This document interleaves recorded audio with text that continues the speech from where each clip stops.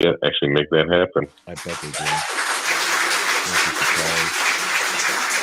So if we were actually your friends, you would share information with us and we would know. For those that are curious, apparently it was Joe's birthday, like on the last show, and his girlfriend came in and told us, but we didn't know. Oh, so it was actually on Friday, eh? Your birthday? People that are curious, if you hear an echo, that's someone else's thing. That's me. Yeah. That's the professional streamer with 150,000 freaking exactly. Well, I don't stream on Streamya or Streamlabs or whatever this is. StreamYard. Oh, because it's different on YouTube, right? Yeah. No, it's not. No, because when I do live streaming, it pulls up a chat in the program that I use, so I don't have to pull up the chat. But for this one, I have a YouTube thing playing right here, and you can't. You don't have it on StreamYard? I have comments right on the side of me. I have comments on StreamYard, but I can't comment on there because if I comment on there, it comes up as HVAC Overtime. It doesn't come up as Chris, so I have to comment on a separate one. So that nobody cares if it's you commenting or yes, they do. Everybody cares. Everybody cares. Everybody cares. Bill, are you still with us? What? He's here, but he's sleeping. Let's guess on what we think Bill's doing since he's not in front of a camera. It's questionable. Oh, weird. It's just so weird to not have the internet. Yeah. I can't explain it. I mean, I might as well be a pilgrim. What do they tell you? Oh man, Comcast Xfinity, they can go suck a bag of dicks. So they told me, oh, it's going to be like 90 days. I'm like, you mean 90 days from when I originally called you to have my internet moved? They're like, oh, no, 90 days from like today. I'm like, today? And they're like, yeah, today. So you're like, wow, January sometime. I'm like, yeah, we can't have that. And you can go ahead and cancel my account. And then while you're at it, you can fuck right off. But were they still trying to bill you? Yeah, that was super cool too. That's awesome. I was like, you guys are just horrible. So I canceled them and I went with another local provider who said they can get me internet in like 4 weeks. The whole thing is though the speed, you know.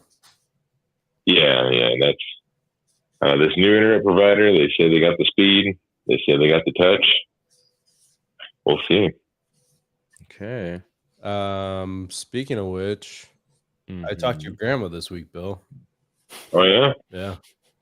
You guys are getting close or something, huh? What's up with that? She's doing pretty well. She's like she said she's going outside to rake her leaves. I don't know how old she is. I don't know if she should be raking her own leaves or what. No, she really shouldn't. Like she actually gets around pretty well for her age. Yeah. And then you know what this means? What? This means me and you are her best friends. Yep. Joe probably could be.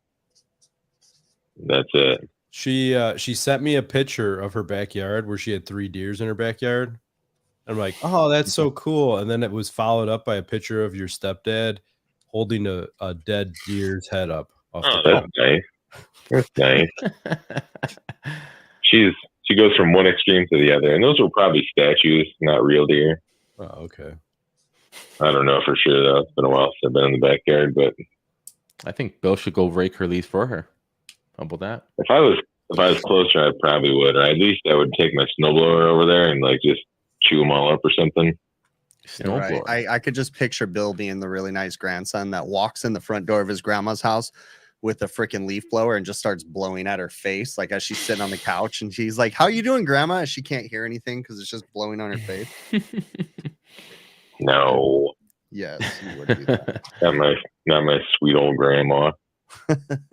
No, I go there when I do go to visit. I stop in there every time, say hi. I help her with little things around the homestead. You know, you gotta be there for your old people. You gotta be there for the old people in your life.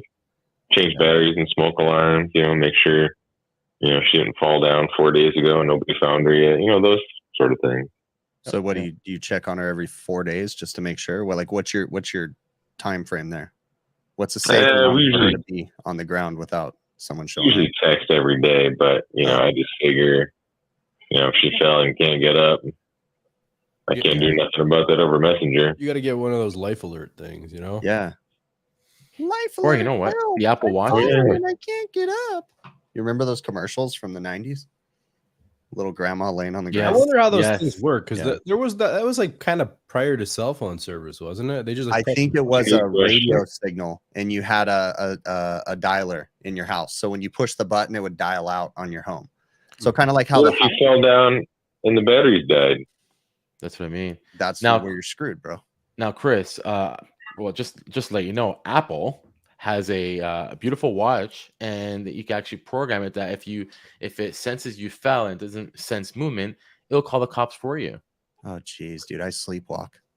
I'd freaking have the cops waking up to me sleeping in the corner of my house, and they're yeah. banging my door down. Samsung has a watch too, and there's some emergency mode on there. And if you like do a weird combination of something, it will like call 911. And I did it on accident one time, and it started dialing 911. I'm like, "What? Turn this thing off!" Just throw it on the ground, start jumping on the watch. Dude, I gotta say, like, I use, like, I have the Samsung watch, and I buy the new version whenever it comes out, but I genuinely don't know how to use half the crap on those watches. Like, I get frustrated. It starts telling me you're cycling. No, I'm not. I'm driving down the road. Like, what the fuck is this crap telling me? Yeah, how does that other watch, how does the Apple Watch not know the difference between you falling down and not moving versus sleeping? Yeah. I don't know. Well, you have to wake it up if it thinks you're. You have I to forget wake how your it watch works up. exactly. It's like a Tamagotchi or whatever. Like, you have to feed it and take care of it too. Yeah, it actually poops on your wrist too. Do you remember those though? Those little Yeah. freaking things that you would have to like push the button on and pretend like you were feeding Yeah. a real animal. Yeah. Dude, I had a Tamagotchi. It was my first pet. But apparently now they do it a lot. Like there's kids Oh. toys out there that poop and everything, like You guys turds see and everything. Dave Johnson says that amusement park rides can set the Apple Watch off. I wonder if that's true. I think I heard something about that. Probably. The little house is in the house. Hey, What Mike, is up? Dave. We got a lot All of cool kinds of people in people. here. Yep. Is Randy in here today? I think I see Randy. No, Maybe Randy's not showing up. Randy and because his Bill's little not buddy on Luke. screen. Yeah. Randy, he goes to sleep earlier now, so he watches us on the rerun. Oh, gotcha. He's the only one that watches the rerun. He's been posting a lot on social media lately. Good for him. I think he's got me beat on posts this last couple of months. Yeah, No, that's you true. did a couple of videos. They're pretty cool videos, Bill. Yeah, I was actually able to get something kind of decent and get it on film this week, which is kind of cool. I caught the notorious gas valve. That Yeah. was bad, which in my opinion, that's like a TXV. I Yeah, probably replaced the you're right. same amount of actually bad TXVs as I have gas valves. Yeah, that's the heating TXV, the gas valve. I think it's a gas valve. I don't know. I've You're done right. a fair share of gas valves in my day. Have you? I haven't. I don't know. Not too many here on my side either, to be honest. I've never had a Yeah, me gas neither. valve fail, but I have heat exchangers all day long because they're all massively oversized and they short cycle 50 times a day. Speaking of which, did you guys see that post that I commented on Facebook? Let's bring that up. Yeah, Huh? Which that one? was pretty funny.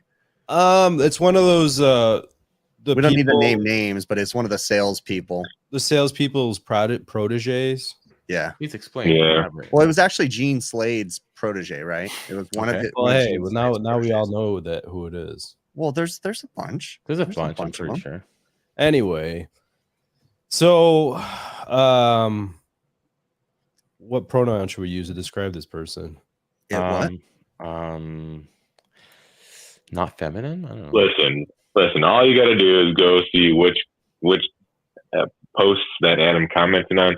You'll figure it out in like 1 second. You can figure it out right now.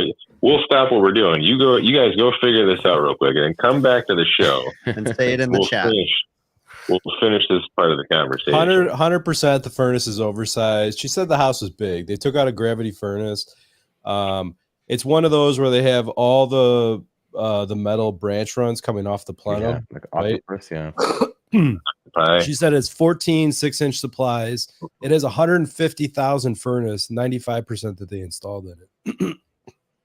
How much? 150,000, 150K. When was the last time you did it? With a backside return. The return's coming in the back of the furnace. Oh yeah, the That's backside, what which is not even. So recommended, here's right? the thing. Like, Yeah. it's okay to be wrong. It's okay to be ignorant as long as you learn from things. The reason why we're harping is because this is one of those salespeople that goes all over the internet swearing to God that they are the best thing ever because they were trained by Gene Slade, who knows everything and cannot go wrong. And then posts about how proud they are because of this. And again, it's okay if you want to learn, but like they don't want to learn. I'm wrong all the time, and I get told I'm wrong, and I grow. Dunning-Kruger effect. They think their shit don't stink, right? That's right. And actually, my comments, Don Gillis responded to me on both of them. Actually, I don't think that was the real Don Gillis. That's another one. There's another Don Gillis. It's a Donnie Gillis. It's a different person, actually. Oh, it's not Donnie Gillis. It was Don Gillis that commented. Don C. Gillis. Guy? I'll have to go look. I thought it was the other person because there's another person that's active on social media that says, I think Donnie Gillis. Look it up. Look it up. I'll look it up right now. So what did he say, Adam? What did he say to your... He said, I don't think I've ever installed 150,000 BTU furnace in my career. No kidding. About these damn manufacturers, it's like people want bigger furnaces. Let's just make bigger furnaces. We know they don't need them. We're wondering why our heat exchangers go bad all the time. Oh, well, yeah. Oh, yep. Nope, it's not Don Gillis. It's the Don Gillis. Yep. Oh, yeah, nice. So. Hey, Don, if you're watching. No, but here's the thing, though. The thing is that these people don't want to learn. They don't want to realize that there's a chance they might be wrong. And they're super proud to go on the internet and say, you know, this is the best. And it's like, sold $500,000 worth of units last week. Yeah. Speaking of which, they're racing to the bottom. There was another post a few hours later that I thought was funny. Gene Slade tagged John Ellis in a post, and they met each other at a convention, right? And they took a picture because they were arguing about indoor air quality. Okay. And they took a picture. Somebody took a picture of them looking like they were going to start boxing. And he tagged him in there, and he's like, when you've been arguing with somebody about indoor air quality online and you randomly bumped into him at a convention, this is what happens. And I posted a comment in there. I'm like, hey, John Ellis, did you teach him a thing or two? Nice. Gene Slade gave me the laugh emoji. So no, he didn't learn anything.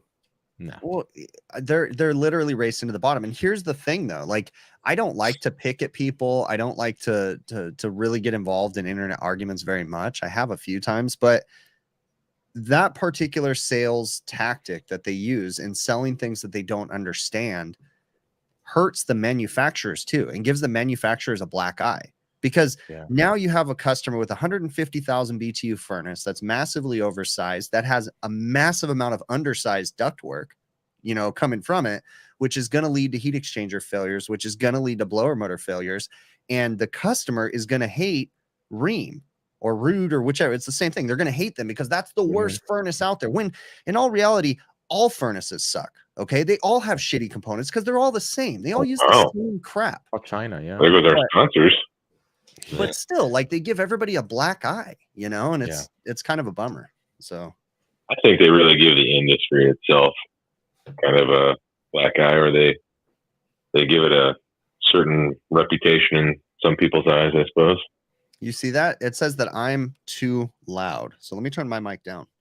Oh, wait, to me or not? Maybe it's just my... Okay. Been saying that for a year and a half. Oh, no, it says Chris is very low. I'm too low. Maybe I need to turn down... Because I'm maxed on my side. Bill... Well, I can't turn down Joe. I could turn down Bill a little bit. Turn down for what? Turn down for that better? What is going on? Why is stuff... What is going on? This is why we need an actual studio, professional microphones. Yeah, we need to actually live near each other. A producer. I mean, that's not a job. Like I said before, let's all move to the center of the United States, start a super company, and within that company, just like Brian Orr has done in Florida with his company, he's got a studio in there. He's got everything you need. Yeah. Yeah, I read your comment wrong there, Chris Emerson. So. Are we better now? I adjusted myself and Bill. I don't know. They can tell. Other people are saying it's fine for them. So Jonathan saying you need a sound guy. Yeah, no kidding. Yeah, we need a sound guy for sure. We need a lot of stuff. We probably need some stand-ins for the show. We need people that actually know what they're doing that can come in here. Exactly. That's true. Somebody in chat was saying ripples on copper pipe when bending, and does it have any effect? I'm assuming.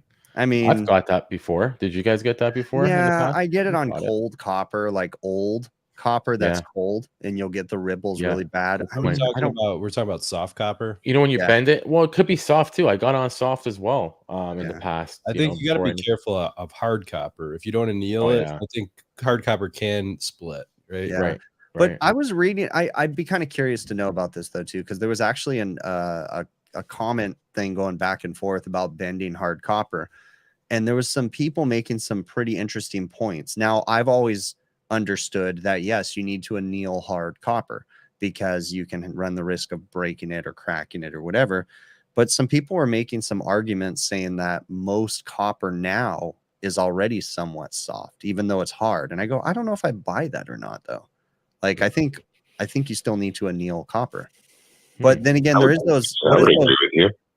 What are those rims benders though? They're saying that with those ones you don't have to anneal the copper if you use the certain one. Oh, the rim jaws. It's that motorized rims or whatever bender, whatever. It's like on a table. It's not portable. Rim job. Things. No, not a rim job. Okay. Those also work pretty well. But what I've done in the past, I put a little bit of oil. You can put oil. It depends which one you have, but you can put a little oil on the bender itself if you want to do a quick fix, and it helps. But in Europe, they call it half hard. Joe knows all about that, right, Joe? Yeah, half hard. Yeah, semi hard. Hard. But yeah, like Chris says, old copper or whatever, cold. But yeah, it happens. It happens. I don't think it'll have any effect, to be honest. Like if it's a little thing, it won't have an effect. Yeah, a little bit. Right? A little bit more friction, but I mean, right. But if you and I know, do you like see that there if you really could get rid of it? You know what I mean? It's almost like a OCD thing. Like, oh, I know that's there. Doesn't matter. Yeah. Let's be honest. You guys ever run into it? I'm sure, Chris, you've ran into this before, but you run into a refrigeration job where somebody's like been there before and they tried to bend hard copper of some sort, but they didn't either have a bender or anneal it or really do anything, but it's like almost crushed right in half, just kind of bent over. It's kind of bent in 3 other spots before it gets to the spot where it's just about crushed in half. So you can see they tried to bend it. Yes. I haven't really seen that with hard copper, but I see it a lot with soft copper. Like you need to get a feel for how you're bending soft copper too. Oh yeah, absolutely. Form it by hand, and the big key is where you're grabbing it with both hands, and you got to keep moving around. Absolutely. You don't rush. Patience, I remember don't rush. I had this guy that had just started with us. He was he'd worked for other companies before, and you could tell he was eager and trying to prove himself. So we were working in a walk-in cooler and we were bending some copper. So I had the tubing benders out and he grabs the piece of pipe for me. I think it was 3/8. No, it was 1/2 inch actually. He grabs the piece of pipe for me. He goes, I got this. He goes, I want to show you something. So he takes the 1/2 inch because it wasn't perfectly straight because it was from a roll, He goes, just watch this. So he drops it on the ground with a diamond plate floor. And he proceeds to roll it back and forth with his foot. And he's like, look, it's all straight now. And I said, don't ever do that again. It's all got dimples in it and crap from trying to roll it on diamond plate floor. Did you ever see that? There's a tool they make for, it might even go up to 1/2 inch, but I know think it does. Yeah. 1/4 or 3/8, where there's a bunch of wheels on it. Looks like you're whacking off. Yeah. You just, you go back and forth. Oh, that, yeah. Yeah. I used something else before other than that. Oh, it's just a piece of pipe, I think. I can't remember what I used. It was something. So for me, it's really, it's fairly easy because I work in restaurants and they have floor tiles that have even straight grout lines. So if you ever have to roll out copper, just find a grout line. Nice, exactly. And then also on the roof, we have a lot of the tar paper roofs, that have the like 4 foot by 6 foot long rolls of tar paper, and those are usually straight lines too. So I always use the roof lines to roll out copper. Line. Yeah, reference line. Yeah, absolutely.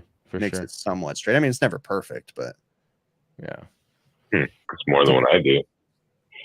To be honest, I don't like soft drawn too much. I don't know. I don't like it. I like to be my shit nice and straight. It's more satisfying when you do hard copper, but me too. For residential, who's got time for that? But here's the thing. Right. It is more satisfying, but it's also a little more frustrating when you do hard copper because with soft copper, you can hide it. You can hide the imperfections oftentimes because it's never perfect. So you're like, oh, your bend isn't absolutely perfect, but it turns out okay. But when it's hard drawn and it's perfectly straight and then your bend is not quite where it needs to be, then it looks really stupid. Right. So. Hey, you know what? Speaking of copper, I got to use a ProPress for the first time this week. Oh, nice. Oh, Where, yeah? Bill? What application? Those things, first of all, those things are super heavy. Like Yeah. the whole case and everything, the jaws, like, I don't know, there was like 5 or 6 jaws in this case. It was I think it was a rigid, Nice. but everything in the case, dude, it must have weighed every bit of 100 pounds, 125 pounds or something. Yeah. It was so heavy that when I got to the job site, I actually just put it on my cart, one of these workshop sort of carts. Just put it on that. I just rolled it around. I'm like, there's no way I can carry this thing. Yeah. I'm not Lou Ferrigno. What does it have? You have the jaws probably go from 1/2 inch to 2 inch in your kit. Yeah. I just needed a 3/4. I was doing I had to pipe in just a relief line to the pressure relief valve of a steamer, and I was like, yeah, I'll try that. Super easy. Bill, I'm using your nice pineapple cup that you got me. Oh man, if only I could see the joy that cup is bringing you right now. I was also posting some notes that you couldn't see earlier too, talking about you. So I have a big Sharpie and I was writing out on paper and putting it in front of the camera. See, great idea, very mature, very mature. The Pro Press that you have, Joe, that goes up to 1.5 inches, right? It goes to the one I have is the Force Logic M12, and it goes up to 1.5 water and 1 inch iron. And then refrigeration. Sorry? Have you used it for? I used it once on iron. I haven't used it much, but it's those times when you need it, right? It's really helpful. Exactly. I do want to get, honestly, it's funny you bring this up because I was talking to another guy about this. I do want to take the plunge on. I just don't know which ones to get on the refrigeration. I know Chris has been talking about. We talked about it, all of us. But refrigeration presses, jaws, because I don't know. It seems to be it's gonna be more existent now, like VRFs. I mean, Sporlin, if you're watching this, throw a dog a bone. Yeah, like mini splits. I'm starting to get a few like just offices that don't want fire permits, they don't want whatever. I know. I'm gonna hassle. You know what I mean? I'm gonna go against the grain on my one-time experience of using a Pro Press. Like this thing was super heavy and like bulky. But here's the thing, and you're using 2 hands. It sounds like you're using I think the model number is the RP340. It sounds like what you have. Joe has one that's like a single-handed small tool, light, no messing around. That's what he's working with. Yeah, if there was something smaller and lighter, I could see using it more often. But like, I don't know, this one, either you manhandle it with 2 hands, like a ghost pistol gun, or you got to like set it on the ground and like put it in the jaws and then use it because it's just too. Yeah, you're right, Bill. What a difference, Adam, between that one and the one that I got through you. I got it through Adam, guys. He came across, what was they were having a bankruptcy sale or something? A big business was going out of business or something. Fire sale, yeah. Right. So he told me about it. I'm like, yeah, absolutely. With the people are talking about the Maxi Pro jaws because those are the ones that Sporlin uses for the Zoom Lock Max now. But can you use the Maxi Pro on water? Or gas? I doubt it. I don't know. Yeah. Because don't they have like 2 ridges in the Sporlin one where it's like a double thing? No, I don't think so. It's the original Zoom Lock Mac. The Zoom Lock did. It had the 2 things because it would go on each side of the O-ring and do a double crimp, wouldn't it? But on the Zoom Lock Max, it's only a single crimp. I don't know. I don't know much about it. I have it, but yeah. Oh, nice, Michael. Okay, cool. I'm gonna have to talk to you about maybe message you about that. So he has the same tool as me, and he's just Rothenberger jaws for refrigeration, and for water he uses the Conex fittings. Yeah, which water I've used, but I haven't used. So that is the Rothenberger ones that I have, but they're for the Maxi Pro fittings. So I'm curious about that. Interesting. I told you guys about when I got I was trying to freeze the pipe, right? Oh yeah, tell these guys that, like, tell everybody. Did we talk about the show or no? When was that? Was that recently? Oh, that was. I don't know if you want to. No, I don't care. No, was that a? No, I don't think. I think you can talk about that story. There was nothing. We didn't talk about that in the past yet. I don't think so. No. Oh, I thought you were asking if you could talk about that. No, I mean, so I have this church we were working on, right? and there is the pressure reducing valve has a valve on one side, and we need to replace the pressure reducing valve. And I have this pipe freezing machine, a rigid something SF 2500, whatever the model number is on it. And I've only used it a handful of times. I bought it used, and the thing freaking scares the crap out of me. It's terrifying. Because it's like they tell you how long you should wait. You know, it takes this amount of time for this size pipe. You got to use this freezing gel, blah, blah, blah. So I had it on there. And like it's like expect to see frost after 5 minutes. Well, there wasn't frost after 5 minutes. There's more like 10 minutes. So I let it go. It said 8 minutes will be frozen. It's a 1/2-inch line. I let it go for like 25 minutes. Like, okay, I think I'm good with this. So I go and I crack the backflow, the union on the backflow, and a little bit of water drips out of the pipe, and then it stops. I'm like, oh, I think we're good. So I crack the other side, you know, on both sides, we're good at the backflow. And then I start, what was it? I go to cut. I have the M12 tubing cutter, and right in front of the pressure reducing valve, I go start cutting it off, and all of a sudden the water goes boom, and this thing is above my head like this, and it comes out like a fire hose, hitting me in the face with all this water. Man. And listen to this. Now, that is awesome. Now, normally I would have drilled a hole in the pipe, but I'm figuring, hey, I'd get some water back through the pressure reducing valve. I didn't get anything.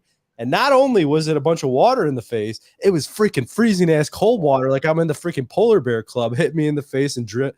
So then put my hand on it. Luckily I had a 1/2-inch ProPress valve there, and the ProPress, like if the ProPress didn't work, I'd be screwed. I don't know what I would. You're standing there trying to hold a ProPress. I don't carry shark bites with me, so it'd be like, hey, call somebody and whatever. But yeah, so one thing I realized is I wasn't because it's been like probably 4 years since I used that thing. The compressor on it, it would run for maybe 15 seconds or so, and then it would shut off for 30 seconds and then run. I have a feeling it might be low on charge. I think the refrigerant charge is low on it.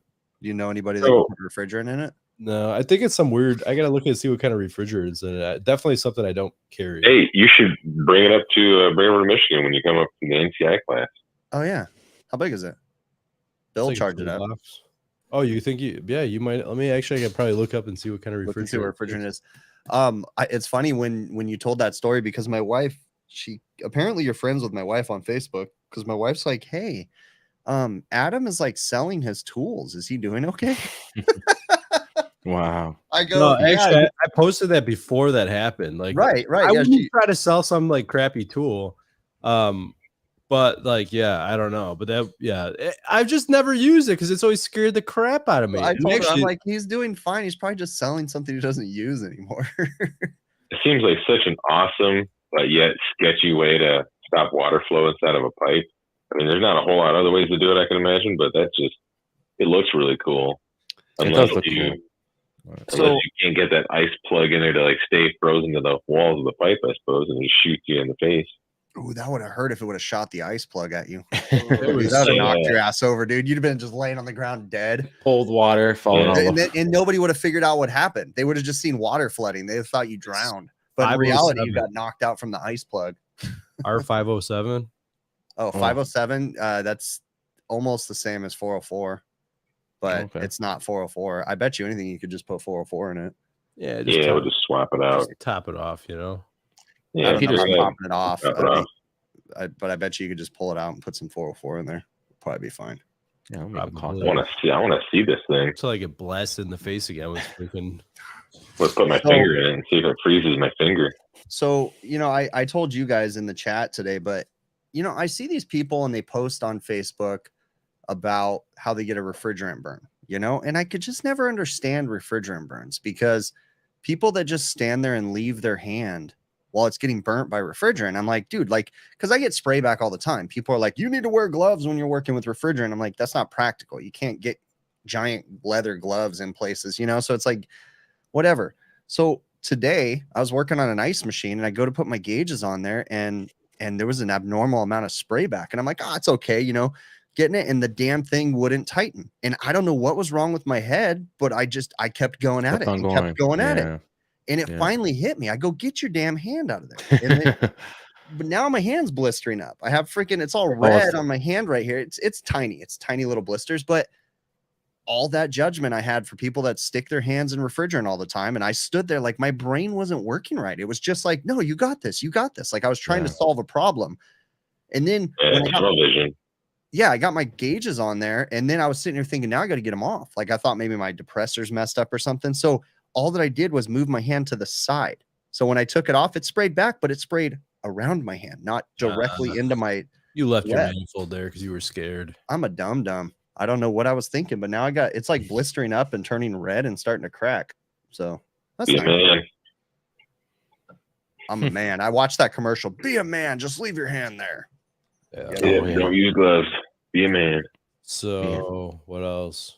Oh, I went to the MeasureQuick World headquarters this week. Yeah, I was wondering if you're gonna tell everybody about that. Okay, that was pretty cool. Yeah. Did you get like a non-disclosure or anything? No, they were just like passing out booze at the door, and it was. You just got like some pretty cool training, though, right? Yep. Yeah. And I guess True Tech Tools, they're in the same building. They were having a big meeting there that day.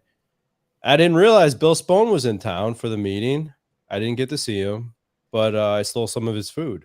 I ate it. Nice. You actually did? Yeah, 100%. Oh my god! I thought it was just joking around. It.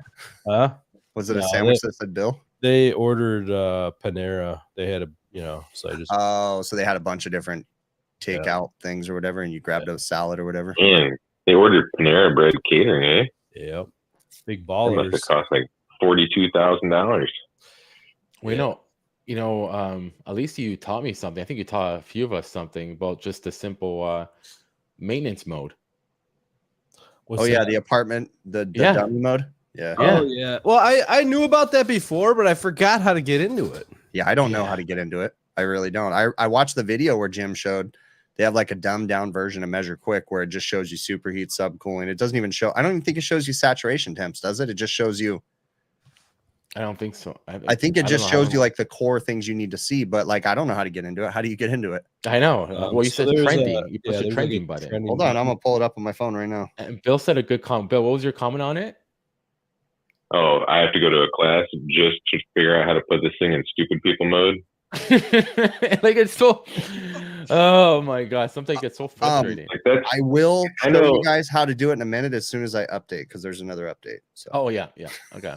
Thanks for the update. Thanks for the update on the update, Chris. We got to update. No, there's a lot of. Go ahead. As I said, like there's a lot of information in this app. It's like really, really awesome. So I mean, just there's so many things that it can do that I'm not even aware of at the moment. But like in my world, I don't use 90% of that. I just like to have the gauges, a little bit of information, superheat, subcooling, just the basics. Like that's literally all I need. And I feel in the mode that it's in now, it's just not user friendly. I'm kind of with Chris, but Chris has oftentimes said that he doesn't like having to read a manual to use a tool. If he has to buy a tool, he has to read the manual to use that tool. See, but I get frustrated. The thing is, though, it is like if you could learn how to do the workflow in MeasureQuick and you could learn mapping tools and placement in that, it really helps figure things out for you. And then you could also stream what's going on in the system basically to anyone in your company, or you could generate a link even to people outside of your company.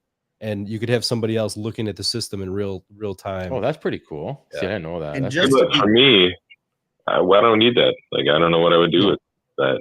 Either do I. But well, I want to say too, to be clear, I realize I'm an idiot for not liking to read manuals. I get it. I'm showing how dumb I am when I say that. Like, and I imagine that there's other. I would hope that there's other people in the world like different. There's different types of learners out there, right? There's what is it called, like calisthenic? Oh, I don't understand those big words. I don't know. I just like to touch things. There's like 3 different types of kinesthetic or something. Kinesthetic. Probably Hausch knows. He's a genius, right? Yeah, he's a smart guy. Yeah. Well, he said it clicked trending twice, so he knew about it. Yeah, MeasureQuick's not opening on my other phone. But yeah, so you hit the trending button twice, apparently, is what Hausch is Manual is the last resort. That's coming from Clive. He killed me. Yeah. See, so I'm not the only person. The manual is the last resort. Here's the thing, though. For residential, it is super nice. Like you could show your customers an awesome report. There's a really nice heating workflow. There's a really nice cooling workflow. You could show them like what the SEER of the equipment is, the BTU output. That's where I would totally agree with you. I think that's a great application for it. Yeah. Curious. There's a house which have supply and return duct in each room. The rooms remain cold when doors closed. Is this normal?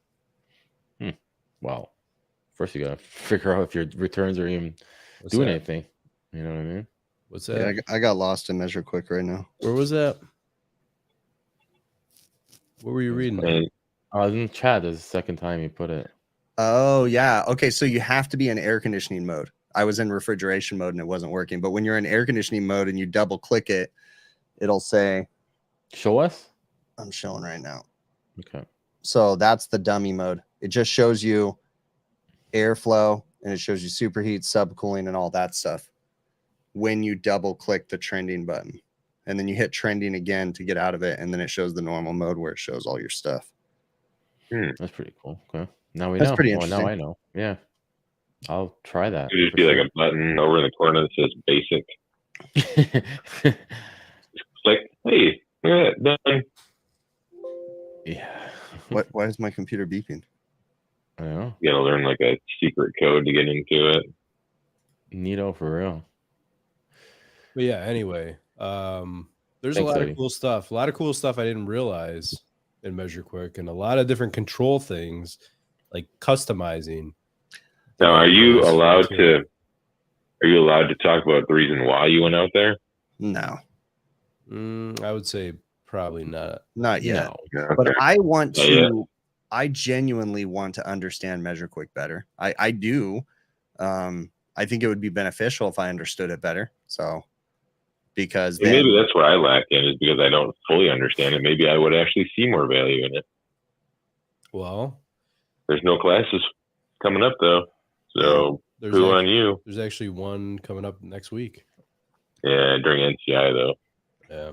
Hey, did you guys know Davis something? So Bill, what I'm showing right now is the bag that says Heatcraft Refrigeration on it. And when I was at Heatcraft, I found out that they have a certified contractor program. So you go through their training classes. And when you become a certified contractor, they actually give you this like little starter bag. And it has for the Intelligent, it has a EXV. It has a magnet for the EXV. It has a circuit board. Cool. It has a pressure transducer and a temperature sensor. And that's what they give all their certified contractors. Like once you become certified, it's like a starter kit or whatever. I thought that was pretty cool. That is cool. Yeah. They know how is that magnet different than the regular solenoid magnets, or why is it different? I know it does a different thing. I just don't understand how it does. All it does, it's just a magnet. All it does is if you rotate a magnet, it'll open the valve. So it's just a tiny little magnet. You have to rotate it. It's not like a regular solenoid. No. An EXV is a stepper motor, so it unwinds or winds down. So you just turn the magnet. You can also take the stator from the EXV with it energized, and you can turn it and open and close the valve too if you wanted to test it.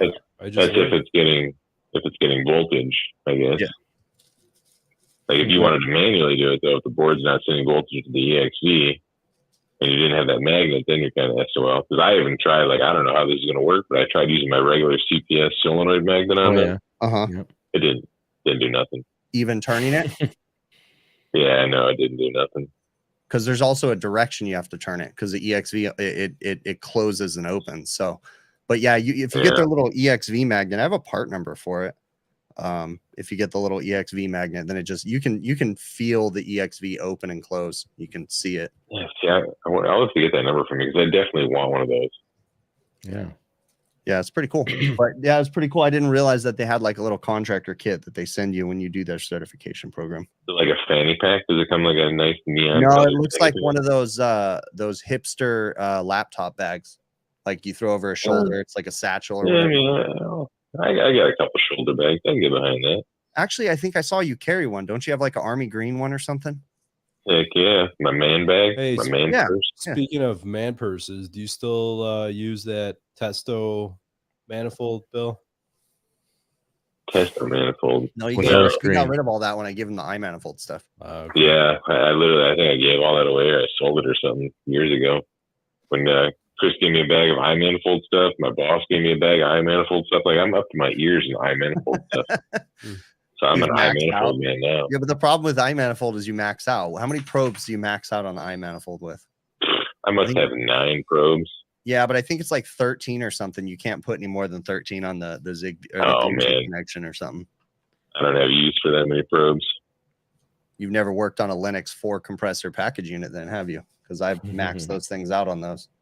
Like, what do you change it all 4 compressors? Like, how big is this picture going to be? No, but if you're diagnosing the unit, it's so nice to put probes on all 4 compressors and be able to scroll through and see the total tonnage and then scroll over and look at each compressor at the same time. Super nice. I do the same thing with like the field piece probes. I'll power up on 4 compressors and then pull it up on the tablet and look at the whole thing, scroll over. Hey, I'll be honest, I can't remember the last time I seen a unit with 4 compressors in it. Now that I think about it. It's just the 18-ton Linux. Actually, no, I take that back. I did see one that I think had 4 compressors on it. It was a mess when I found it. Another company had butchered it, but I'm pretty sure it had 4 compressors. 2 of them were bad. They were grounded, and their remedy was just cut the wires from the contactors and just start hacking everything apart. But yeah, that was the last one I've seen with 4 compressors. But you're in an area that's much, much hotter than me, so.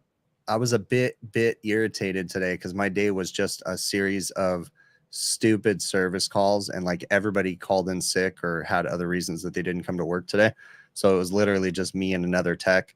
And I went to go to this one call that I didn't quite feel comfortable with the idea that we told them that they needed to get a plumber involved. So I was like, yeah, I just don't think that a plumber needs to clear that AC drain. I think I'm going to go out there myself. And it's a restaurant that has 5 package units on the roof. And I know this restaurant really well, so that's why I didn't trust the diagnosis. But the tech diagnosed it as a plugged up main going downstairs because all the ACs connect, the drain lines connect together, and they go down through an 1.125" main down to the floor drain. Actually, it's an 1.25" because it's plumbing, right? 1.25" or whatever. Yes, But yes. so it's an 1.25" main, and I'm like, I just don't trust that. So I went there, and all I had to do was blow out the main. So super easy. Nice. Just go to every AC, pull the drain lines, cap them off with just electrical tape. Just cap them off with electrical tape, go to the highest drain, and then just hook up the hose, taped it on there, and let it run for 10 minutes. And then just blew out. Dude, drain snakes were coming out. The floor sink was overflowing. There was water going everywhere. And I'm like, yeah, you just needed to have your main blown out. Like, and it's just ACs. It's nothing else. But that was a pain in the butt, though, man. That one irritated me because I'm like, we seriously told them they needed a plumber. Like, come on, guys. Just blow out a damn main. Is that one of those locations where everything is hard copper and it's all piped together and goes down to the roof? And all the ACs drain, 8 inches off the AC, goes down through the roof deck and then connects underneath the roof deck and then comes out a floor drain somewhere else. I forget what is the reason that a lot of your locations do that instead of just like over here we just let it run right under the roof? Because all of our storm drain water goes to the ocean. And if you drain it onto the roof, it doesn't necessarily go into the sewer. It goes into the storm drains. So if you drain it onto the roof, oftentimes it'll go down onto the parking lot. And then if it goes into the parking lot, it goes into the storm drains. And most of our storm drain water isn't treated. It just goes directly to the ocean. So most areas have a code. What is the difference if it like rains and that drains off the roof? Come on. Well, they just don't want condensate. Like in their eyes, if you're putting coil cleaners and different things down the drain, they don't want those going into the storm drains. So it's really weird. Like it's not so much in my area, but it's just become a code that your condensate needs to be plumbed into the sewer. That's just the way that they do it. But there's certain areas as you get close to the coast. Like I don't live very close to the coast, but if you get close to the coast, I know people and maybe some people watching right now where code inspectors will come out as you're washing coils and they'll fine you because you're supposed to have a containment system to capture all your water. Wow. So you can vacuum it up and put it down in the sewer. Like they don't want coil cleaner going onto like it's so dumb. There was one time I was at a restaurant near me and there was a pressure washer and he was washing the sidewalks. And a code enforcement officer came up and fined him because he didn't contain the water. And I'm like, what's the difference? Now that I'm like, what's the difference if it rains? Like some of these guys are just idiots. Like it's just freaking trying to find the rain. Yeah, Scott, HVAC rookie says California, we have crazy laws. Yep. That is crazy, Exactly, yeah. dude. Like, be happy that they're cleaning the sidewalks, for God's sakes, government. Wow. Joe Shear says California, they just can't be cool. Joe Shear says it's hard to find people that care as much as you do about the company reputation. And then that's true because I'm the owner. Dave Johnson said, is that the Corel EEV Mag 000? Yeah, it is. Everything. It's the E2VA or VMAG. Yeah. So did you hear Nancy Pelosi's husband got beat up? Yeah, we're still trying to figure out why. There's a bunch of drama to that they'll have the answers in the next couple days. A lot of people are saying it's a good thing. But no, but the police, like the it's not a controversy. I mean, but the news is making it to be a controversy because our local news wants to know everybody's business and they want to know why things happen. But apparently the dude broke into the house and somehow the police found out. They don't know how, but the police caught the dude in the act and tackled him as he was hitting the dude with a hammer. So like how the police got there that fast, they don't know. Like that's what they're trying to figure out. Yeah. Wait, somebody broke into their house and Pelosi's husband was fighting the guy? Yeah. The police walked up and they both had their hands on a hammer. The guy that broke in and Nancy Pelosi's husband, and they were trying to pull the hammer back and forth. And then the guy that broke in got control of the hammer and started attacking him as the police. This is the rumors now. It may change tomorrow. But as the police were running up and they tackled the dude as he was hitting him with a hammer. So I don't know if he hit a life alert thing or if they had a burglar alarm, like what happened, but they got there quick. I mean, I wouldn't want to get hit with a hammer. No. But I try to avoid it whenever I can. But San Francisco's full of crackheads anyways, and those people do the weirdest crap. So I'm not surprised. That place is, you know, it's funny. It's one of the like fanciest cities. Like everybody wants to live there that doesn't live in California. But if you ever go to San Francisco, doesn't she have a lot of haters though? Yeah, so does every other politician in the world. So I mean, didn't somebody like smear pig blood and crap on her garage door? And there's all kinds of weird crap, man. Yeah. She's also making how much? 110, like 120, like how much is she worth? They said. Oh my gosh, yeah. Who knows? Let's not even get into the politics, but it's a bunch of drama. It's a bunch of stupid stuff. I try not even to pay attention. Isn't she the one that said her husband makes the money? Yeah, sure. She's giving him the contracts, right? Listen to this Canadian queen worshiping guy here talking about my California politicians. Well, yeah, you're right, California. It's just weird. Oh man, we're here killing ourselves for money. You want to talk about ECM motors? What about? I think I have a bad ECM motor today, but I don't have one of those fancy testers that actually test the module. Yeah. What is it? How many wires are on the motor? On the actual, well, let's see, there's a red and black one. Red one is for cooling speed. There's tap number 1, and then black goes to tap number 5. But there's 2 wires going into tap number 5, and then behind that, on the rear harness, there's a 2 blue, a red, and a green. So there's 3 wires feeding it plus a ground. You can most of those things you can actually feel jump them out. Yeah, it's usually what 24 volts and 24 volts. One of the ECM, and that's what I had. I had consistent 24 volts, and what would happen is it only happened twice while I was there, like 2 hours, just going through checking every aspect of this thing I could because we haven't been able to actually pinpoint the problem yet. But twice the blower would just ramp down. My amp draws would just slowly drop down. It would slow down to 0, and it would just stop. And I had consistent 24 volts going to the ECM, measured at the heat relay. And so I'm like, I mean, that's the only thing I could do then. You had line voltage too, right? That didn't drop out. No, because the line voltage is constant.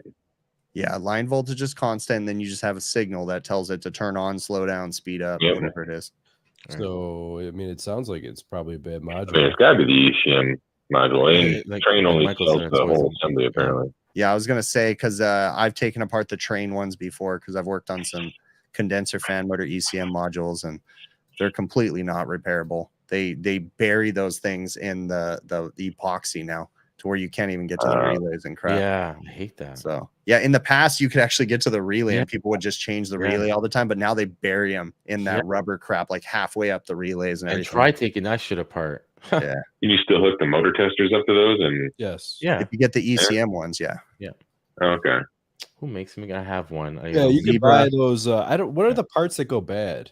House knows. It's the module. It's the relay. It's not a relay. Oh no, the resistor. It's the resistor. I don't think it's a resistor. It's a transistor. Yeah. It's something. I don't know. It's like this big black disc, and it's cased like Chris is saying now. It's not like you can't get to anything. But I used to give people an option, like, hey, it's X amount of dollars to do the motor, or I'll charge you whatever, $300-$400 to fix it. You know, no guarantees. Yeah. Yep. How are you gonna dig the epoxy out of there? Well, no, in the older ones. Oh yeah. I got you. What was the name? Dodger. Where is that thermostat located? First of all, in that house. Dodger, what? Enlighten us, Joe. What are you reading?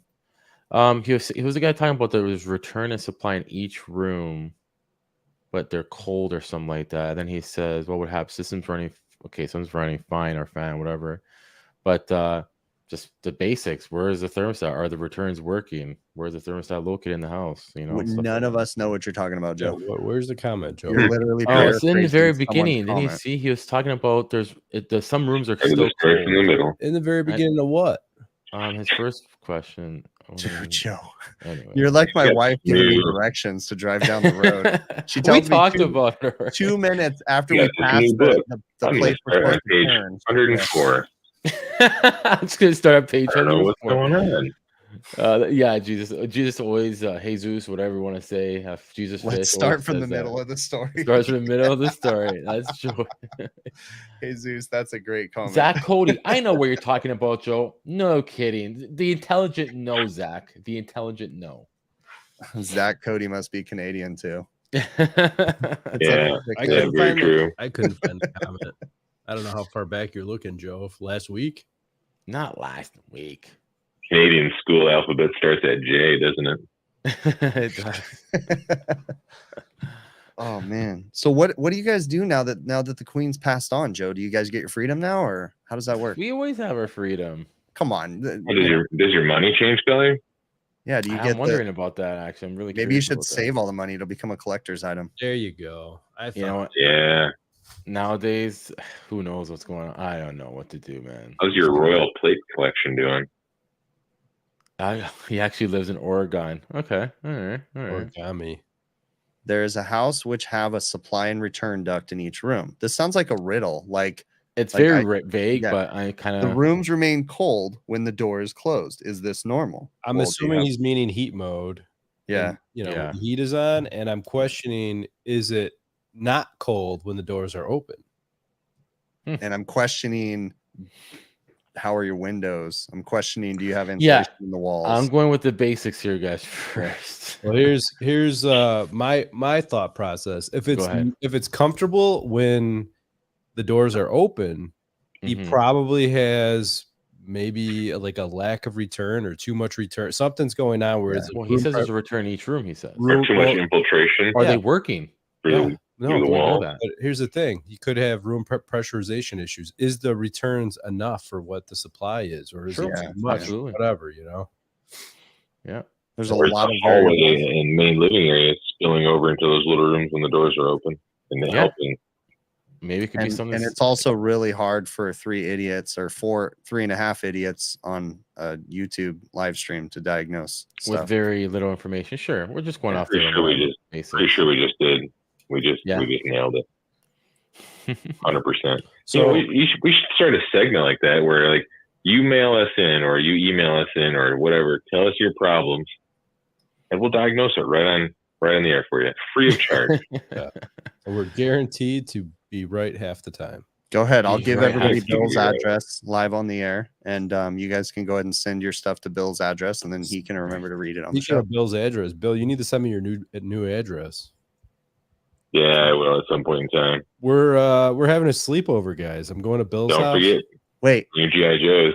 Tell the donut story. That was pretty funny.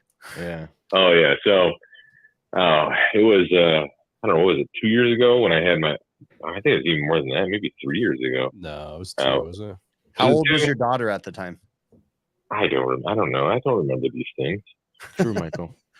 Younger than she was today. Oh, that makes sense. Okay, keep going. So, like 2 years ago, I invited Nate Adams, the house whisperer, and Adam to come over, and I wanted to measure my house, measure the infiltration of cold air coming through my house, because it was a 120-year-old house and it was very cold all winter long. And I thought it'd be a great experiment. So Adam came over, and he, for whatever reason, stopped at Tim Hortons and got himself a coffee and a couple donuts, and he brought a donut and gave a donut to my daughter. And at the time, she was just elated. She loved it. She's like, "Oh my God, thank you so much. It's like the greatest thing ever." You know, like we somehow live in a box down by the river, and like this is the only food. Like, "Thank you, sir." You know, her little hands holding out. "Thank you, sir." I'm like, "I give you donuts all the time." And so anyway, through the last 2 years, she's mentioned it. I'll be on the phone, or she'll walk in the room when I'm doing the live broadcast, and she'll see Adam and say, "Oh, is that the guy that brought me the donut?" Like, yeah. So, "Oh, tell him I said thanks." Like, I will. He'll add it up to the other 900 times. He said thanks for the donut. And then I told her yesterday, or was it today, that hey, Adam's gonna be coming over and staying. We got a class to go to. And she's like, "Oh, is that the guy that brought me the donut?" Yes, it's the guy that brought you the donut. "Can I tell him thanks?" "Yeah, you can tell him thanks." Like, it was 2 years ago, but you can tell him thanks. And she's like, "Can I give him a hug?" I'm like, "No, that's weird." I'm gonna bring you a dozen donuts this time. So then I told Adam, I was like, "Dude, you need to like totally bring her something that her parents would never get her, so that way you seem like this extravagant person, whatever." And then Bill said, "What did you say, Bill, about oh shoot, dude, you said something about her taking off with some dude with a box of donuts or something like that. You like took it to the wrong." Yeah. Bill's making it out to go ahead. She's going to be easily kidnapped by some dude in a white van with a box of donuts. I was like, "Dude, you took it to the place where I never even was going with that." Bill's making it out to be like she's our biggest fan, right? So I'm over 100%. There. We're walking around. Bill and Nate are using the thermal imager, and I have the manometer, tossing the hose here and there, looking at this, that. And then his daughter's like kind of following me around a little bit. And she looks at me and she's like, "You're fatter than my dad." Yeah, it runs in the family. Runs in the family. So blunt, no filter. Brutal honest. Comedian in the making. Brutally honest. Brutally honest. That was. What'd you say to that? What did you say to that? I said thank you. Oh, nice. Thank you. So you just like totally enabled her even more. She's like, "Oh, I get compliments when I call people fat." Okay. Oh, great. Your shadow looks like a donut. Oh man, that's hilarious, dude. I can't wait to see how she reacts when you show up in person with the actual donut, or show up in a donut costume. Yeah. Oh my. Oh, you know what? I should try to get a donut costume because I'm coming on Halloween night. It is Halloween, right? Oh man. Yep. Oh crap! You are coming on Halloween night, eh? Yeah. Apparently, you're not staying the night anymore, Adam, because Bill's got a trick or treat with his family. So. Holy yeah. Actually, I do have to go trick or treating Monday night. That's gonna be weird because Bill's gonna be like, "Yeah, you can't stay in my house. My wife doesn't trust you, so you're gonna have to go trick or treating with them, and it's just gonna be awkward." Well, I can't go early. I kind of have to take my daughter trick or treating too. So yeah, that's what I have to do too. So how are you gonna do that and leave? Because it's like a 4-hour drive. So I mean, I might have to stay at a local motel or something the first night, just because, Yeah, there's a couple CD motels down the way that don't charge very much.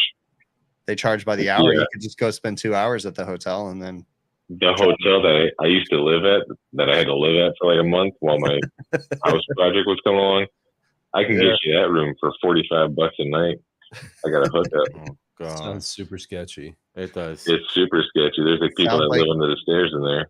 You need to bring your own bag, like your own plastic wrap, and wrap it around the bed before you lay on it, kind of stuff. Yeah, no kidding. Yeah. Didn't you? Like when I found fingernails and like clipped toenails around the pool when we were there. Oh, super cool. Oh, that's nasty. Wasn't one of your neighbors? They were like doing it all hours of the day and night. Yeah, I heard that too. Dang. And it just so happened to be like my card reader wasn't working, so I couldn't get in the hotel. So I'm standing in the hallway, and it's like late for whatever reason, or I don't know, I came home from work late, or I was either coming back from the gym, and I'm just struggling to get my card reader to work. And all you can hear in the hallway just echoing is like, I don't know if they're watching a porno or if they're making a porno. But I was like, this is really weird. I need to get in my room because I don't feel right out here. That's nasty. So yeah, Jesus Fish said, give her donut stuff like what Jess did to Chris with pineapple stuff. Jesus Fish, it's starting to get kind of creepy, the stuff you remember, man. Jeez, that was like a year and a half ago that Jessica Egan gave me a pair of pineapple socks. Although you did mention the other day, but you're right, it is kind of creepy. Yep. Well, I mean, he is Jesus Fish. That is true. Right. He does have a cat as his profile picture. So oh yeah, I forget about that. That's weird. I'm not gonna lie, Jesus Fish. You're a weird guy. So I think you're right, JJ. Anybody that goes by the name Jesus Fish is a weird guy. Have you given the symposium any more thought, Chris? Yeah, I don't know, man. As of today, I'm not feeling the symposium, so we'll see.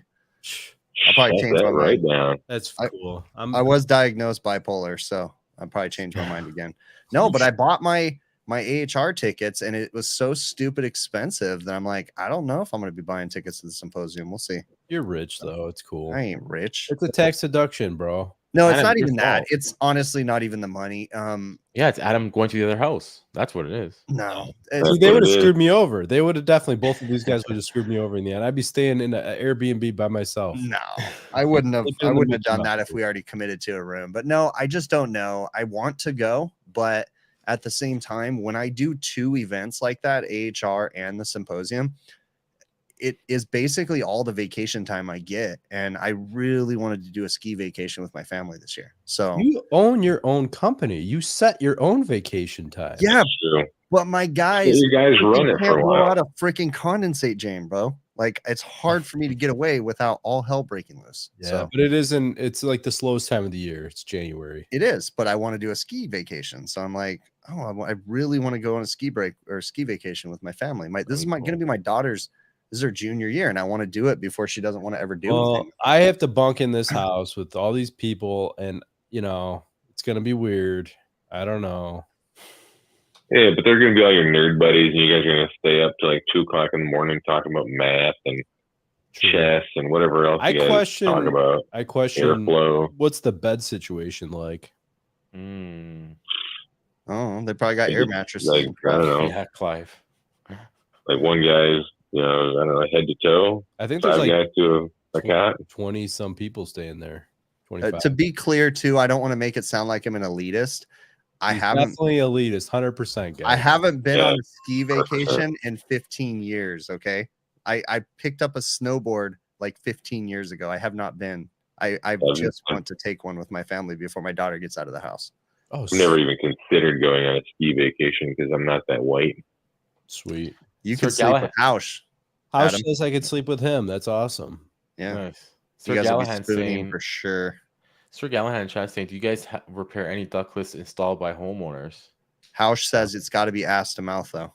So jeez. I can't show it on here, but I seen a thing on Facebook right before the show started. I was scrolling through like on the shorts or whatever, and it said, the title said, thought we'd stop by the dog shelter on the way home just to have a look. And then they have a new dog in their car and they're driving and the dog's head's hanging out the window and it's currently shitting on the girlfriend's lap. And they're like both trying not to throw up as the dog's taking a shit on her lap as they're driving. Wow, that's amazing. The comments were hilarious. They were like, take the fucking dog back. Nasty. So yeah, question, Sir Gallahan's question. Would you guys fix or repair something that the homeowner installed? We'll go broad. We'll go like anything. Split system, mini split. I don't see many doing split systems. They don't know what the hell they're doing, but there'd be so many variables as to how I would not warranty anything if I was to do a repair on it. I had a similar situation I don't know, 2 weeks ago. Not with a customer. Well, I mean, with a customer, but it wasn't a residential system. It was a commercial customer that wanted to buy their own parts. And sometimes you get these managers, general managers or whatnot that have been around a piece of equipment long enough that they've seen enough repairs to it where they kind of know maybe what's wrong. So they called us up and said, there's a new customer, and they said, we have this part. Can you install it for us? I was like, yeah, I'll go install it. Not a problem. Go there, install it. And at the time I was done, they were closing. They cleaned up the equipment and said, yeah, we'll run it tomorrow and see how it goes. I'm like, all right. And obviously going into this, I was like, you guys know I didn't diagnose this. I'm just doing this for you. So anyway, the next day it didn't work. And they called us back and said, will you diagnose this for us? And I was like, yes, we will diagnose it for you now. But I don't know. I felt kind of weird about it, but at the same time, I'm like, I mean, you guys have the option. You could have called us and diagnosed it first. But I don't know. It was a kind of a weird situation. I mean, I had one. Oh, go ahead. I was just gonna say, a lot of times if somebody's doing it themselves, when you give them the price, they don't want to pay it. You know what I mean? Like to actually make a repair or to fix it or whatever. I've had it where you quote them something, like they try to install something or this or that. And they're like, I'm gonna call around, and it's like, well, I kind of expected that since you're tried to do it yourself, and you're looking for the cheapest thing possible. Yeah, I had one the other day, and it wasn't installing parts, but it was just a kitchen manager decided he wanted to try to start fixing his own ice machine.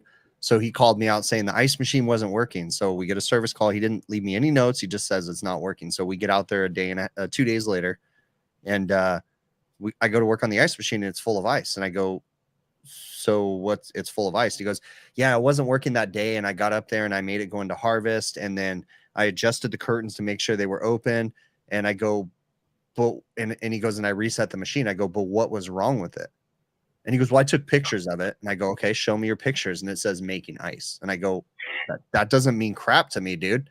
I said, you already reset the machine. So now you paid me an hour to drive up here. I'm going to stare at this machine for 2 hours. I'm going to tell you I can't find anything wrong, and call me back when it does it again. And next time, don't touch it. Oh, but I thought, I'd get in there and help you. And I go, I don't mean to be rude, but you're wasting your money. Like, leave it alone. Well, but we need you to get out here soon. And I go, then put in an overtime call. Well, we don't want to pay overtime. Well, I don't know what to tell you. Don't touch the machine. If it's broken, leave it alone. Don't even turn it off. Just leave it alone. Let me figure it out, because they like to play with things, and it makes it harder to diagnose. So it costs them a lot more money because they wanted to try to fix it themselves. So it is always fun. Remember, this was a big problem back in the day when I had my Mr. Appliance franchise. I'd go out to people's houses to fix their home appliances, and like there was a handful of times where I got there, like the dryer or whatever it was just in pieces. Usually a dryer. I don't know why it was usually a dryer, but it was usually a dryer. It was just in pieces in the basement, and they're like, yeah, it wasn't heating. I'm like, so you blew it up? I mean, what am I supposed to do with this? I got to put it all back together and then try to figure out what was wrong with it, and then take it all back apart. Dryers are so easy to fix. Jonathan Hughes said, really, question mark, and then he said no codes. So I was working on a Manitowoc ice machine, and no, there was no codes in there. So the Manitowoc ice machines have an event log, and they'll tell you the previous codes. So there's a couple things that can happen on those machines. Every once in a blue moon, a curtain will get stuck. Like a curtain or a damper will get stuck, and that tells the machine that it's full of ice. So it'll think that it's full of ice when it's not.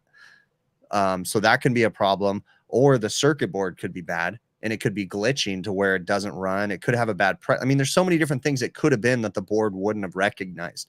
But had they left it alone, then I could have diagnosed it. But the fact that they got in there and played with it and got it to start working, it's like, I don't know what else to tell you. So I stared at it for an hour and a half, and it's not doing anything. Watch it make a bunch of cycles. Yeah. So, all right. Anyways. Yeah, I think it's time we wrap this up. Yeah. Before we wrap it up, though, good segue there, Chris. But Weaver maintenance, I said in our private to to highlight questions like through the whole show, but never highlight. But anyways, I just saw that right now, Joe. Oh, yeah, I just saw that too because I was busy paying attention to the chat. Yeah. Right, Bill? Right, Bill? Nothing. Yeah. This show is basically in Braille for me. So yeah, Joe, you know what? Way earlier in the show, you sent us a private message about 4 minutes ago. I know. There's been other shows I've done it earlier, okay? You sent the I've done it later. I was in the middle of a story and you're criticizing me. Yeah, I can't see it. Still wearing that goofy flannel shirt. Yes. No, it's pretty. No, but he's Oh, got nice. his Italian gold chains on that he's Oh no, trying to hide. he buttoned it up so we can't see his gold chains. We can't see his bling anymore. Oh yeah. Why don't you guys Wanna be answer the protected. question? Those Oh, are my- Joe talking in the mic, and Sorry. those are white gold, right? Yeah, white gold. Yeah. You don't like it. Most Italians like yellow gold, don't they? They like both, I guess, but it depends. It depends the atmosphere. You wear the gold chain with the Adidas tracksuit. Joe, I just It don't is- know. That's the Armenian dudes that wear the yellow gold chain with the Adidas. No, that's the Armenians trying to be Italian. Oh, Are there a lot of Italians in Canada? Sorry. Are there a lot of Italians in Canada? Oh yeah. I want to say let's say Toronto. There's a lot, not like New York per se, but we're probably close. We're known to have a big population of that. do Really? see, because I don't think you really have a big accent, but is there like Italian people that have strong Canadian accents? Not Toronto. Oh, okay. I was Maybe gonna in the say because I don't think outskirts. you have a very big accent. Oh, that's good to know. But maybe in Montreal, more Quebecish, more. That's more Frenchy. French, though, right? Yeah. So Oh, from. More Indians and Pakistanis than Italians in Toronto. Did you Now, speak Italian, Joe? now they're creeping up there, eh? Sorry. Joe We should have lives- a segment of the show called "Learning Italian with Joe." Yep. let's have a Yeah. segment on the show. How racist is Joe? Oh my god. Yeah. You know what? It's been a while since we got to actually experience how racist Joe is. I kind of missed that. End the show. Oh, we're just End the picking on show. Joe in the show. I'm gonna get a good talking to for that one. We had a glitch, guys. Would we have a glitch? You're playing the intro. No, it glitched. What happened to the outro? Talk about minorities, Joe. They're taking over. They're taking over. Well, Clive said Don't that do Joe is that, a mafia kingpin. anything else we need to talk about? Herpes. Joe, it's funny because you say you don't wear track suits, but you're in like the jerseys and stuff. You're wearing the freaking, No, basketball. I didn't say I didn't wear tracksuits. I'm not wearing them now, but I wear Here in tracksuits. Canada, you got to wear all denim tracksuits. So you wear the yellow gold when you wear the tracksuits, right? Sorry. Yellow gold with the tracksuits. There you Sorry. go, man. There you go. Hey, Or the Peter- Canadian tracksuit, like Bill said, all jeans. Wait a minute. All denim tracksuits. We gotta Yeah, pause the jean music jacket. for a second. Peter Smart said, "Hey Joe, Peter. I sent you a package." How did Peter Smart send you a package, Joe? It says HVACR North. I sent some random shit. Check your mail. Yeah. Joe is scared. Peter Smart, Bombs if and you plaid shirts. don't leave me out if you really sent his address a mail. you Why? need to give me his. Why are you showing me your balls? I'm wearing dude? I'm wearing joggers right now, but You're wearing leggings? not leggings, Is it the- joggers. So you're wearing one of those tracksuits with the little tiny ankle cuffs? What? All right, Joe. So you're gonna get a random package. Yeah. I hope you get a random package, dude. Right in the face. I hope Oh it's a my glitter bomb. God. Not gonna be the first time that's Oh. happened. If I had your address, Joe, just because Bing. I would send you the most epic glitter bombs, dude. Oh, that would be so cool. Yeah, we were talking Thank about God. sending. You know, they send those candies like the bag of dicks. Yeah. Oh God. I don't know if I would Just eat sneak in those. your house and Maybe. poop in You your know you cereal. would eat those, dude. Joe, You're Grab so all the curious. dicks and just eat You're them. so curious, dude. You'd eat anything. the upper Which ones deck. do you save for last? Which ones do you eat first? That's what you got to tell us, bro. I don't know. That's a good Balls question. first. actually. Maybe we'll keep it there like that. What would be your color favorite do you Guess color? I live by. Favorite Oh, color? that's a good question. That's a good question, I'd right? like After you that. get the candy, what was your favorite color, Joe? Got some black licorice flavor, I bet. Oh my God, Dino Pastroni. Yep. But anyways, I'm gonna send you a Hey. giant pepperoni freaking sausage thing just so you can have that. Canadian. With a suction cup on it. Yes, exactly. See, you talk about Italians and Italians show up. Dino Pastroni. If you don't think that's an Italian name, holy cows. Italians, don't they hang like their sausage from the cabinets and stuff like that? And We they- sure do, buddy. We sure do.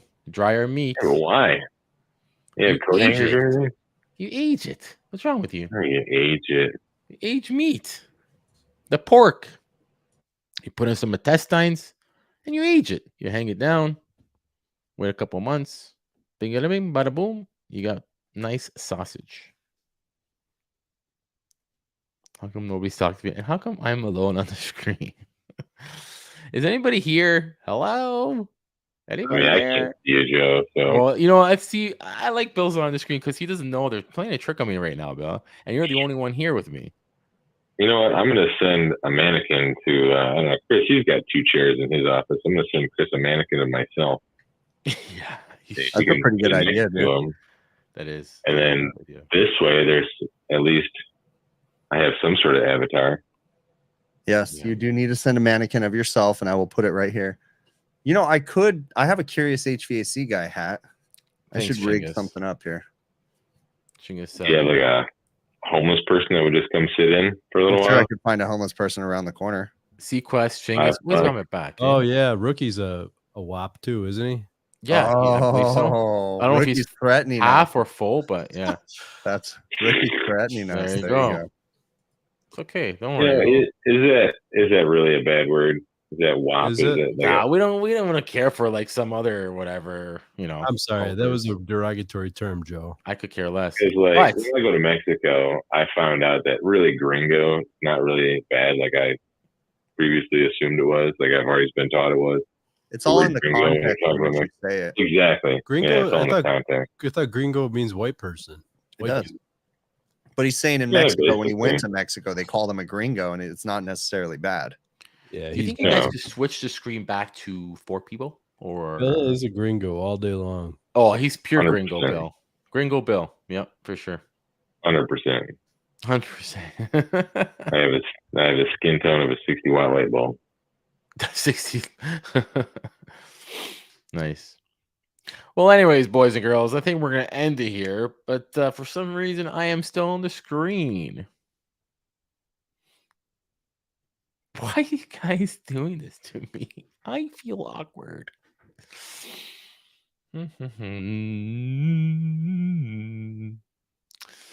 Bill, help me out here. They left me here. There we go. Thank you. Chris left. He's gone. He actually left. What is? All right, I guess we'll end it. It's all right. Look at him. Look at him in chat. Go check your salami hanging from your freaking cabinets, Joe. I actually already took them down, and they didn't turn out too bad. All right. Later, peeps. Say goodbye. See you next week. See you Monday. Clive. I don't know if Clive is still doing a show on Saturday. He did one today, which I caught at the end, but it was random on his main page. But anyway. I can't wait to see Clive's show again when I have the internet someday. Yeah. Although I could have just used my phone. I guess I'm just. Troy, I will do that next time. All right. There's no excuse to miss Clive. Clive's the best. Clive is cool. Say goodbye, Joe. Ding.